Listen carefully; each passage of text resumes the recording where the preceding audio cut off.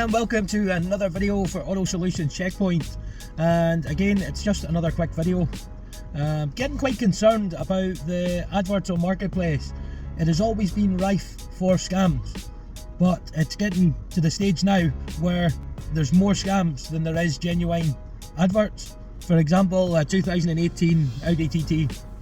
Now, a 2018 Audi TT will probably be about 16 grand, but it could be advertised for like maybe £8,000, £7,000, even £4,000 or even less. So people automatically think, look, that's a bargain, I'm gonna try and get that car. So basically what the fake seller does is, look, I've had a lot of interest in this here, and you're going to need to leave a deposit because there's so many people interested and I'm not holding it for anybody unless a deposit's paid. So there is people out there that basically they don't take in that this here could be a scam where they just take your money. Like, even if they just take like a £20 deposit or something, it's still £20 that they've scammed off you. You know, you're basically paying into their bank, so you can't get it back. So always be vigilant with adverts, and even if you're in the motor trade and you're buying in stock as well, just stay clear of Marketplace. It's a bad place, honestly. For sellers, it's a bad place because you get buyers trying to scam you or waste your time. It's happening too often, whether it be counterfeit money, if they're paying off their credit card or anything, they can retract that back. There's loads of different scenarios where they would try and sweep the floor with you. And also, when you're looking to buy a vehicle, you know, there's so many different scams out there and it's getting ludicrous now. Like, just say for argument's sake, you're selling your car and somebody's like, oh, I'll organise to get it collected via eBay, or the courier will come to your door and pay you the money, blah blah blah blah blah. It's all a scam. It's all a scam. Like, they would try and get you to pay insurances and that for carriage, that kind of stuff. And you just need to be extra vigilant. Doesn't matter whether it's a car or parts of a car or anything else. Like, it could be a hi-fi, it could be anything. You still potentially could get scammed. What I'm going to suggest to you is, if you feel something is too good to be true, if it's way cheaper, priced way cheaper than every other vehicle of that caliber, what to do, just scroll down to where their name is and click on their profile. Now, don't go into their profile yet, but see what they've got advertised for sale, because I can guarantee you they've probably got about 50 vehicles or 50 items that are priced ridiculously low. Like with some sub story, like, oh, I'm in financial debt, blah blah blah, and need quick money, that kind of stuff. Like, for argument's sake, a Rolex. So a Rolex, like a £5 grand Rolex or something, I don't know how much they cost, but they're quite expensive, for £300 quick sale, and they take your deposit. Or you would pay for it in full to get it sent out to you, and you're up the creek without a paddle because you've just been scammed and you don't have a leg to stand on. On Marketplace, I just keyed in TT. Instantly, you've got this here one here, 3,900, 2015 Audi TT. Right, so 2015 Audi TT, 3,900, Glasgow area, was uploaded 2 days ago. Right, so it's fully loaded, pristine condition inside and out, beautiful driving, beautiful drive, very low mileage. I always kept it in the garage, no rust, no dents, original paint, no accidents, with clean title, without any lanes and encumbrances. Excellent condition. It's a non-smoker vehicle. It was just serviced, just new tyres, tags up to date, etc. Runs and drives perfect, zero issues, full service history. Right, so let's look at the pictures. Right, so it is a 2015. Looks lovely. Totally unbelievable price though. Okay, so let's go. Who's selling it? Avinash Raya Puri. Oh my god. Oh, what is this? What is this? Right, let me see. Right, so as I said, you click on his profile. Don't click on the view profile just yet. He likes M&M. Oh, I like M&M. Oh, my friend. Right, okay. So what's he got for sale? 2016 Volvo. Right. Let me see. Oh, there we go. Exact same story. Right, so he's got it all down, word for word, what he wrote in the other one. Right. Sure as shites. So what's this? Volkswagen Caddy Maxi, 4,200. Same. So there we go. So look at all them. Now, if they're all his, the same story. Oh, I always garaged it. Must be one hell of a garage, mate.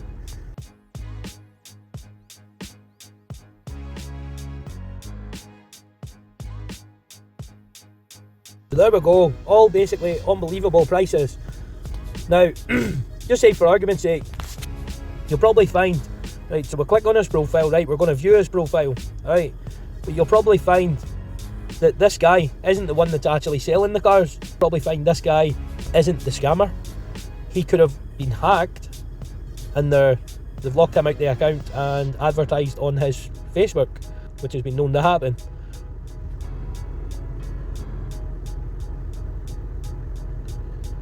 So there we go, so it's like older posts, so 2018, so maybe he's not been using his Facebook in all that time. Let me see, 1 year ago, so he's uploaded that 1 year ago.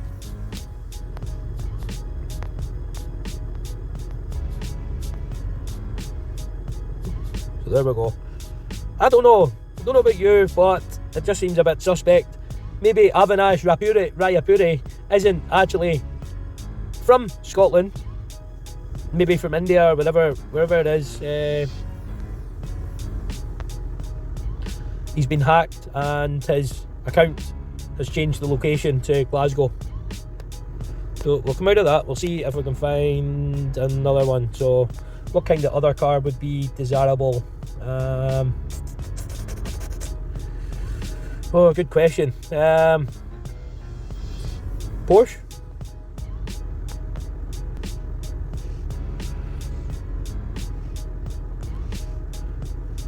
Porsche Carrera. I doubt very much that is the price.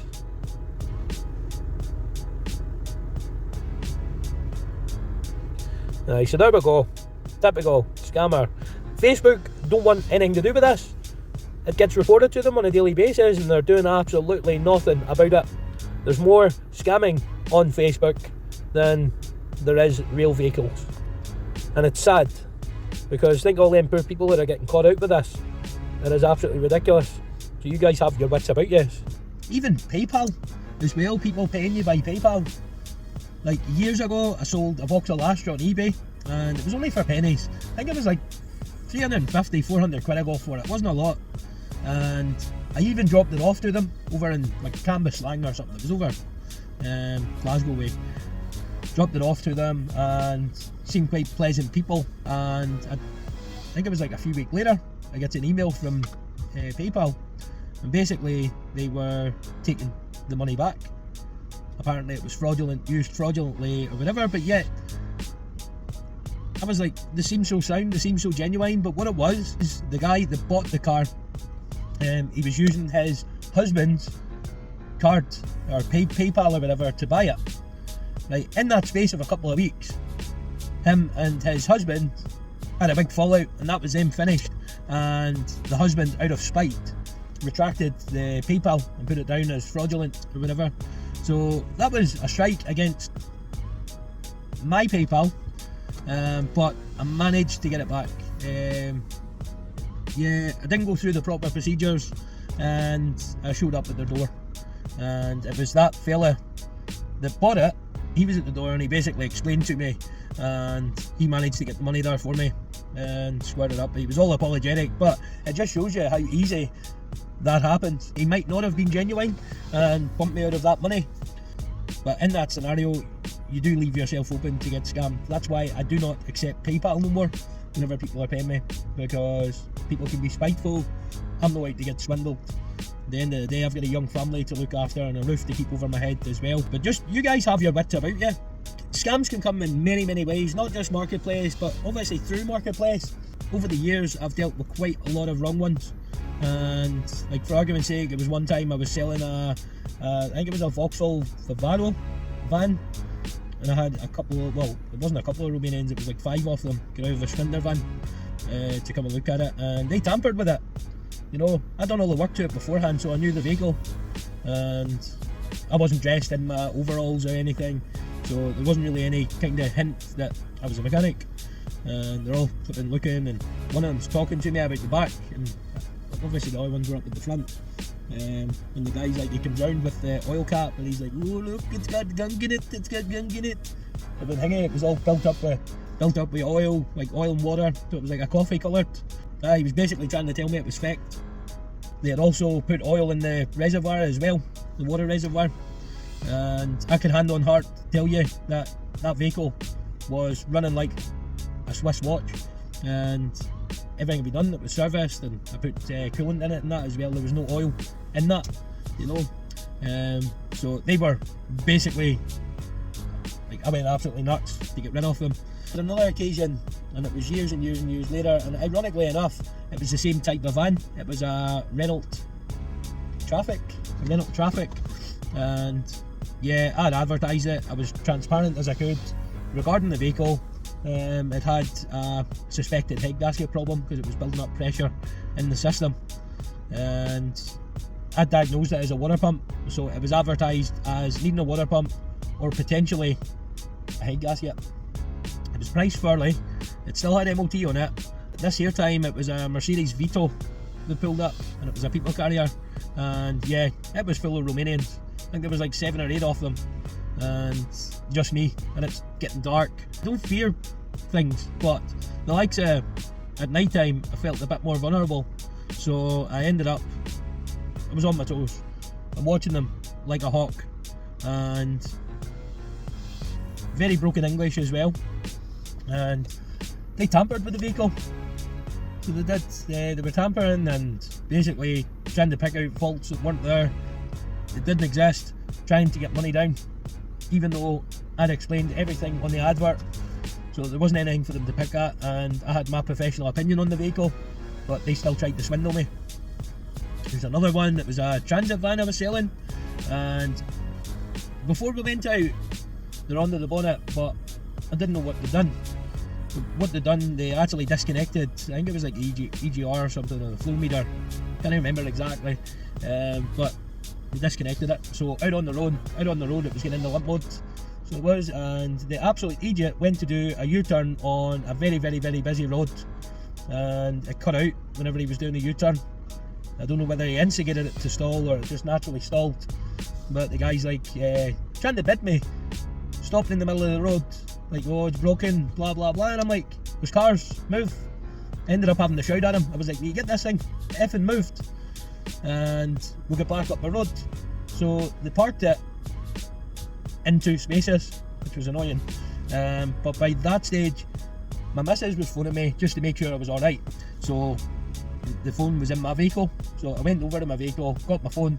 In that space of time, they're under the bonnet. I didn't realise they'd tampered with it.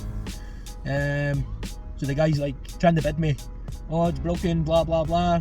I was like, look, I've been working on cars for a long time, and I'll have that running the night. I'll have that running properly the night. I says it's nothing bad because I've done everything that needs to be done to it. So if you just bear with me.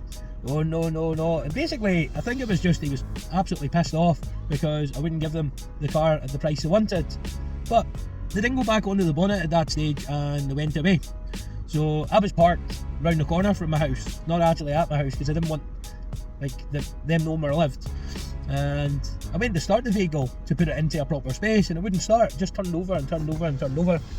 So I put it in first gear. I managed to move it forward, just turning the key over. I got into a space, and then the following day I was up at 7 o'clock in the morning to the van to strip it down and find out what the problem was. I'm too much of an overthinker and kind of overlooked the obvious, but whenever I was trying to find anything, I got into the wiring loom, and what they done was there's a wire get into the engine, and I think it could have been the fuel rail, I'm not sure. There was a wire get in, and what they done was they snipped it close up to where the plug was and tucked the cut bit in the sleeve, and you didn't actually see the cut bit on the plug because the rubber bung had covered it. So looking at it, it just had one wire going into it, but I wanted to investigate and I found that second wire. So I managed to rebuild it all, put it back together again. I'd noticed that it disconnected the flow meter as well. So basically it was all put back together again. half a turn of key. That was it, started again. So basically what they done, they sabotaged the car. Just say for argument's sake, I was to say yes, I'll accept your offer, and then they go into it and start it, and it's not working, then they'll be trying to get more money off it. So thankfully I was on to them from the beginning. Apart from them doing that to the vehicle, I had my suspicions about them. Just be vigilant. There's even Marketplace, Gumtree, Auto Trader, eBay. It's all a shady place nowadays. Nowhere is safe from scams. Even out on the street, you see a car advertised the side of the road with a for sale sign on it, could potentially be a scam. So just be on your guards. But anyway, I'm just rabbiting on here, but you guys take care, and I'll catch you in the next video. 1010 over and out.